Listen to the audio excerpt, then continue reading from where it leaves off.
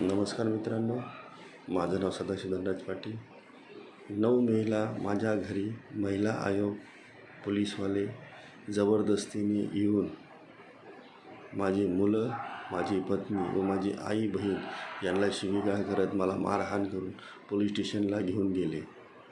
Police स्टेशनला नेल्यावरती मी विचारलं पोलिसांना की मी काय गुन्हा केलेला आहे. माझं एक जाब न विचारता पोलीसवाल्यांनी मला मारहाण करून मला कोठडीत ठेवलं. कोठडीत ठेवल्यानंतर आई रडत होती, बहीण रडत होती, माझे मुलंही रडत होते. पोलीसवाले आमचं एक न जाब ऐकता माझ्या ससऱ्याच्या पक्षाकडनं जे 15 गुंडे, महिला आयोग यांच्या सांगण्यावर कॉर्पोरेटर यांच्या सांगण्यावरती पोलीसवाले आम्हाला वाटेल त्या गुन्ह्यामध्ये अडकवण्याचा प्रयत्न करत होते. वारंवार मी पोलिसांना हात जोडून विनंती करत होतो. पोलीसवाले बोलतात की गप्प बस, नाही तर तुला आम्ही खोट्या केसमध्ये, चोरीच्या नाही तर मर्डर केसमध्ये तुला अडकवण्याचा प्रयत्न करू. मला असं विचारतात, मला गप्प बसवलं. माझे दोन्हीही लहान मुलं जे नाबालिग असताना मी त्यांना एक 6 महिन्याचा 8 महिन्याच्या पोरांना मी 8 महिन्याच्या पोरांना सांभाळलेलं तर 5 वर्षापर्यंत. तरीही पोलीसवाल्यांनी माझी काउन्सिलिंग केली नाही, ना आम्हाला कुठला जाब विचारला. उलटेही माझ्याही बिल्डिंगच्या लोकांची शांतता भंग करून आम्हाला पोलीस स्टेशनमध्ये जबरदस्ती बसवण्यात आले. संजय शारे रात्री 10:30 वाजता संजय शारे साहेब आम्हाला बोलले की आता गप्पपणे पोलीस स्टेशन घरी जा, नाही तर तुम्हाला कुठल्याही खोट्या केसमध्ये अडकून आम्ही तुला जेलमध्ये टाकू. आणि माझ्या लहान मुलांना जबरदस्ती त्यांनी कुठल्या गाडीत बसून 15 गुंड्यांच्या आणि त्यांनी पाठवून दिले.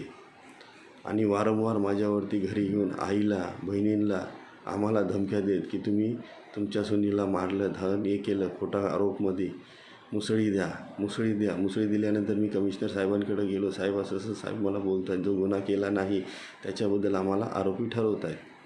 तर साहेबांनी मला त्यांच्याशी बोलणं केलं. आता मला सांगतो खोट्या आरोपात तू जामीन घे.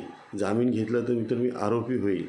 आणि हा संजय शारे साहेब मला सकाळपासून सकाळी 7 वाजल्यापासून तर रात्री येईपर्यंत मला 22 ते 23 कॉल केले की पोलीस स्टेशनला ये, नाही तर आम्ही तुला आता दाखवतो. तर मी बोललो, साहेब मी काय केलं आहे की मला दाखवता? तुला आता आमचं पोलीसवाल्यांची दादागिरी दाखवतो की पोलीसवाले स्वतः अजूनपर्यंत कुठलाही गुन्हा केला तर ते आपलं काही होत नाही. त्यांना ना त्यांच्यावरती केस होते, ना त्यांना सजा होते, ना काहीच होत नाही.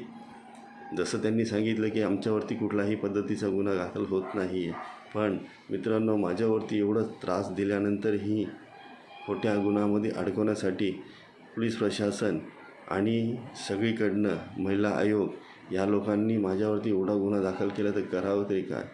कधी असं वाटतं की मी माझं जीवन व्यापन करण्यासाठी प्रयत्न करू, की आता माझ्या डोक्यात शंका येतात की मी काय सुसाईड करू तर काय करू, असं डोक्यात माझ्या येत आहेत.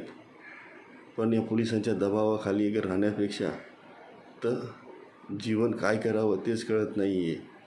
आणि माझ्या जीवाला, माझ्या आई बहिणींना काही बरं वाईट झालं जीवाचं, तर याच्यावरती महाराष्ट्र पोलीस प्रशासन आणि हा संजय शारे साहेब आणि माझे सासर पक्ष लोक जिम्मेदार राहतील.